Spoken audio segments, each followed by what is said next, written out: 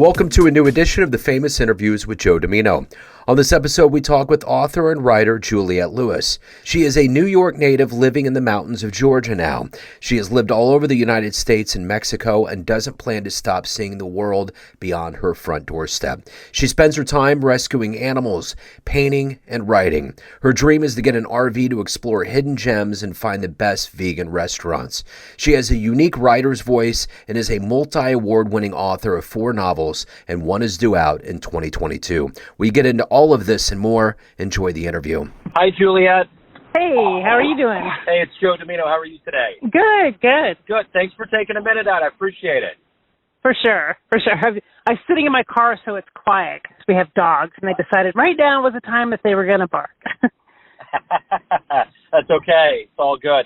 Well, hey, before we hop into, your life, I'm curious, we just went through COVID. We're kind of coming out of it, and I'm curious, how did you survive that time period, the 2 years, and how did it change you and the way you approach things? Interesting. Yeah, well, first, I have a remote job, so my life itself didn't change that much, because I continued to work throughout that time. I actually my day job is working in the vacation industry, so we thought we were going to see this huge decline and didn't. It actually got busier, and so it got so much busier that also my job was, more intense than it had been when we were actually worried about layoffs. And so that was definitely an interesting twist on what we thought was going to happen. But as far as anything else, I'm a really creative person. And so I really just did what I do best, which is kind of turn inside myself and really face, things kind of from a creative standpoint, whether it was writing or doing art. And as far as changing me, I think the only thing I really can say that changed me was kind of my perception of other people and how they were maybe more neighborly. Like you saw people that really reached out to help their neighbors that were going through, maybe they got COVID and they were saying, hey, what can I do? What can I drop off outside your door? To the flip side of people that were being pretty nasty towards each other, and that shocked me a little bit, I think. Yeah, I think that's the thing that probably surprised everybody, was this inherent need for community, but to see how politically we got kind of wedged into one group or another. Yeah, definitely. Yeah, but you're a writer, you're a creative person, so I assumed, for a lot of people like that, their survival was different over COVID. But let me get a better handle on exactly what you do day to day. If you were to be in front of a group of third graders right now for a career day, one of the kids looks up at you and says, what is it that you do for a living? What would you say to them? It's an interesting question because something came up the other day and kind of was the same question, like, do you do your dream job? And it was one of these questions where I was like, well, yes, but I don't get paid for it. Because as a writer, that is my dream job. And I think I would first say that I'm an author, because that is really inherently who I am. That isn't my day job. That's not what pays the bills. I work in legal compliance in my day job, much more boring, but that pays the bills. So I think that if a child asked me, I would probably say I was an author first. Well, and so your dream, you grew up in New York. It had mentioned in your biography your dream since you were 10 was to write. So that's ultimately what you wanted to do, was grow up to become a writer? Absolutely, yeah. I think there was never a point in my life where I doubted that, even if I knew that it would never be, what paid my bills. I knew that it was something that I was always driven to do. So we always, when we have those dreams, we stand on the shoulders of giants. What book was it for you that either parted the curtains for you to want to write or to have that love of reading?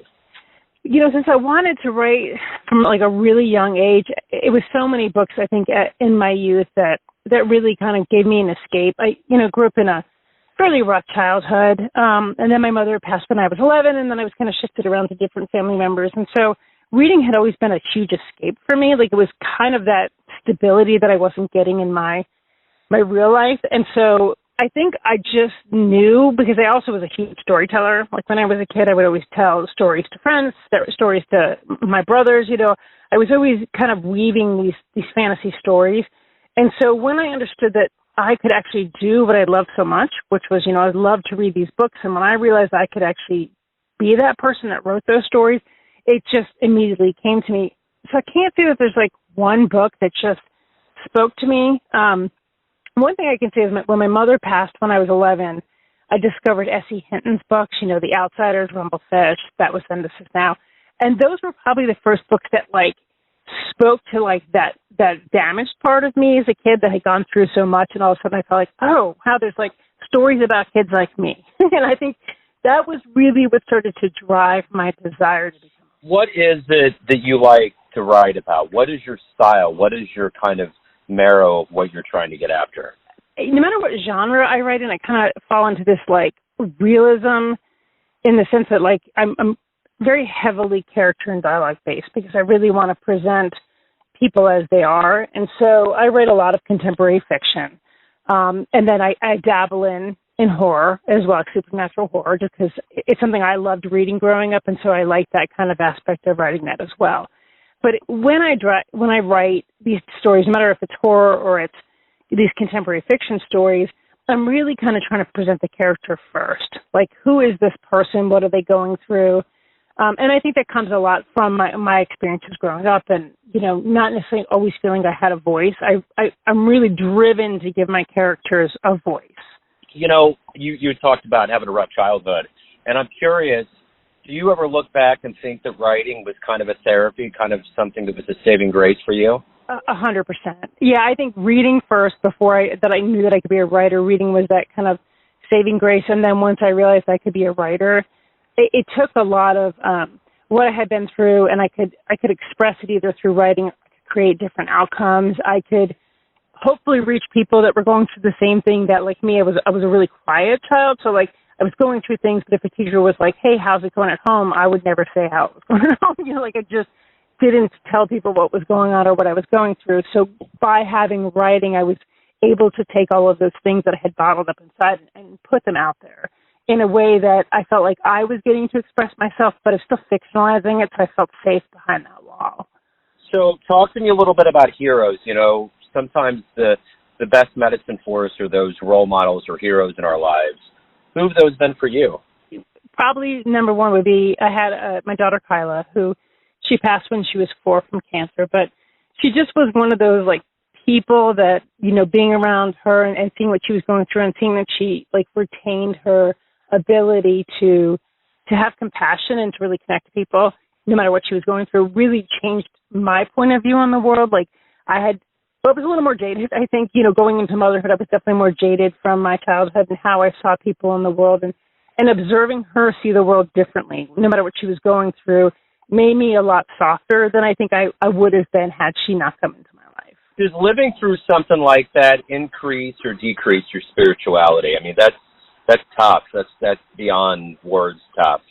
How did that form who you are now? Yeah, so spirituality has been a real struggle for me. Even as a small child, I knew, at least I felt I knew for myself that there was something beyond here, but I never found the answer to that in the walls of, say, a church. So it was one of the things I always was trying to figure out. I know that this isn't it, but I don't know what it is. And so when my daughter was diagnosed and then subsequently passed, I definitely went through that bitter stage of if there was something, it totally failed me. And, it changes and evolves. So over the years since she's passed, I've lost that bitterness and I've, again, kind of developed that softness where I look at the world and I start to say, okay, we're just small pieces of this greater whole, and my suffering exists, but it doesn't determine whether or not there's something else out there. It's just how things are. And people have suffered more than me.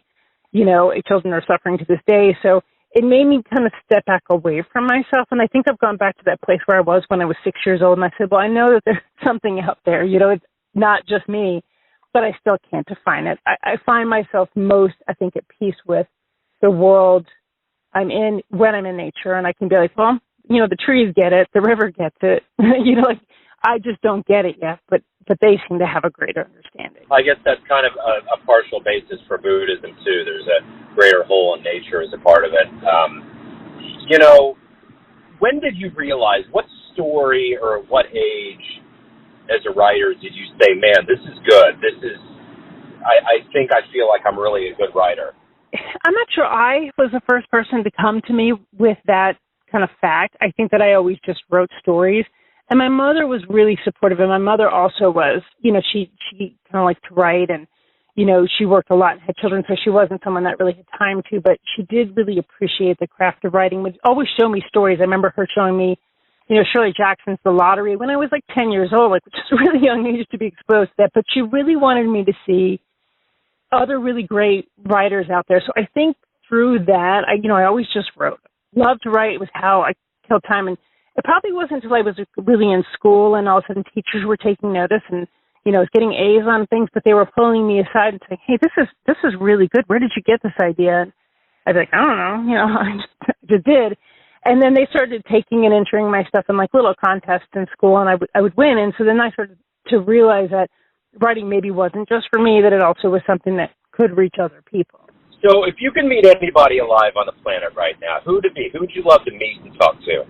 Ooh, that's a good question. I would say one answer, but he actually just recently passed, which was Thich Nhat Hanh. He was somebody that, just reading his work, it always kind of spoke to that kind of side of me that I was dealing with when it came to spirituality. And of course now he's passed on, so I guess I can't say him. So many of the people that I think I would want to really speak to, aren't here anymore.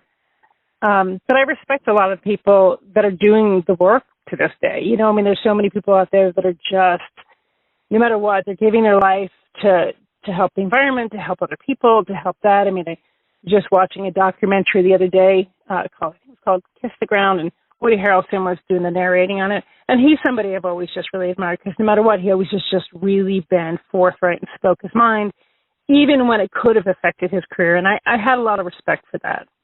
So let's say you have a dream tonight and you run to your younger version, say in your 20s, and you could give that version a piece of advice based on the you've seen over all these years. What would you tell your younger version? I'd probably tell my younger version a couple of things. And first is, don't take everything personally. You have to learn that people are coming to you with their own garbage. And sometimes they like to dump it on you, and you don't have to own that. And I did a lot. Like that age, I assumed if somebody was bringing me that, then it somehow was my responsibility. And, the other side is to put myself first sometimes. And I didn't. I was a young mom. And I had all four of my children in my 20s, and I lost one in my 20s. And so basically by the time I was 30, that's my time was just constantly giving to others. And I had to be that way. But I wish I had understood that it doesn't take hours. Sometimes if you just say, hey, I'm taking 30 minutes to myself and I'm going to put myself first. I'm going to go write. I'm going to go do things. I would definitely want to put that out there, and not just somebody in my 20s, but in my 30s, I went through a divorce and I became a single mom, and I didn't write for 15 years, and that's unheard of. My whole life, once I was able to write, I had written all the time, and that was the longest span of time I had gone without writing. And as soon as I picked it back up, it just flowed so naturally, and I realized it didn't take much time, and I don't know why for 15 years I just kept convincing myself that I guess I didn't deserve that time, to myself. And I would love to go back and be like, you deserve it, take it. You're not going to live forever. Your kids will be all right. The animals will be all right. The house will be all right. Just take that time. So you traveled quite a bit, in the United States and even into Mexico. What has travel taught you? There's a lot of people that don't get a chance to see different cultures and the way other people roll. What's that taught you, and how has that influenced your writing? Yeah, for sure. And I think, you said culture and that's it, but I think that we're so taught that culture is the food, the clothing, but it's really almost campy in a way. We're going to show, they do a Mexican culture. They're going to have them dress and they have those dresses, these beautiful dresses they wear for dancing stuff. But every day, that's not how it is. And I think what I got to see was culture from the street level and how people are with each other, and take it outside of that, the school play kind of culture, and brought it into everyday culture. And it taught me, one, that people are really a lot alike. No matter what, we're all trying to do the same thing. We want our families to be safe. We want to be able to have a roof over our head. We want to laugh. We want to feel connection in our community. We want to be respected. And I think a lot of people just forget that about some cultures, is they deserve the same respect. And honestly, what I learned, having traveled to many different places, was that we all kind of belong together, and we spend so much time finding divisions that we forget to find the reason. You sit down on the picnic table and you just start talking, you're just going to see how much we're all on the same path. So what's been the best fan letter you've ever gotten from your work? Best response from somebody? Yeah, I got one that, I've had a couple that have really just, floored me or made me cry. But, I got one that was somebody that was a recovering addict, and they basically said how much they appreciated that I dealt with addiction in my stories and some of my stories. And then I dealt with it in a way that, wasn't kind of trite or tropey, but rather really what somebody goes through. And even after they've beaten their addiction, what they're still faced with for the rest of their lives, that it never really goes away, and that I gave them dignity in my stories. And that really meant a lot to me, because that's what I was trying to do, but you're always afraid as a writer that you're going to write something and maybe offend somebody. So hearing someone say, I wasn't offended, it actually meant a lot to me. Really, I guess it was like that little push I needed to know that for sure I was doing the right thing. So everyone has a perception or an idea of who they think you are, your family, your friends, your readers, but ultimately you live your life. You have a perception of you. Who do you think you are? I think I'm that 6-year-old, and that's where I always go back to is, I look back and I think that one consistency throughout my life is we don't really change all that much internally. We do a lot of walls for the people around us. Whatever it is, we show them this, or we put on that brave face, or do whatever. But ultimately, we're still that kid that looked out into nature, out into the world, and trusted that, they belong there. And I think that's who I am. When I still am alone and I'm walking in the woods or something like that, I'm still like that kid that says, I still belong here. And, I trust that things are going to play out the way they're supposed to. And I'm not going to end up, suffering or injured all the time from the world around me and the people around me. So, Juliet, if anybody wants to know more about you and your writing, anything related to your world, where can they go on the web? I have a website. It's authorjulietrose.com, and that has links to everything. It has links to my email, to my social media, to buy books. I have an awards page there so people can see what, awards my books have won. It's kind of the starting place for everything, Juliet Rose. Wonderful. Juliet, thank you for taking time out. Good luck with everything. Thank you so much, Jeff. Thanks for tuning in to another famous interview with Joe Dimino, where we cover the world of art, literature, and music around the globe. If you want to hear more interviews, visit the Famous Interviews with Joe Dimino channel on YouTube. Thanks again for listening, and until next time.